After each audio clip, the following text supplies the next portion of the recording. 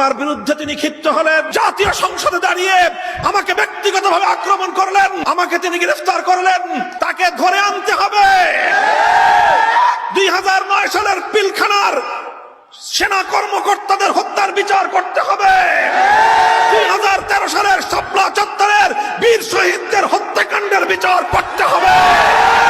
2021 সালের হত্যাকাণ্ডের বিচার করতে হবে। 2024 সালের বৈষম্য বিরোধী আন্দোলনের শাহাদাত বরণকারী সহস্রাধিক প্রাণের মূল্য আমাদেরকে আদায় করতে হবে। হিংসা বা বিদ্বেষের বশবর্তী না হয়ে স্বাভাবিকভাবে উদারতার দৃষ্টিভঙ্গি নিয়ে আমরা কাজ করব। তবে মনে রাখতে হবে, হযরত রাসূল সাল্লাল্লাহু আলাইহি ওয়াসাল্লাম যেদিন ঐতিহাসিক মক্কা বিজয় করেছিলেন, মক্কা বিজয়ের দিন আল্লাহর নবী সাধারণ ক্ষমা ঘোষণা করেছিলেন, কিন্তু একটা ব্ল্যাক লিস্ট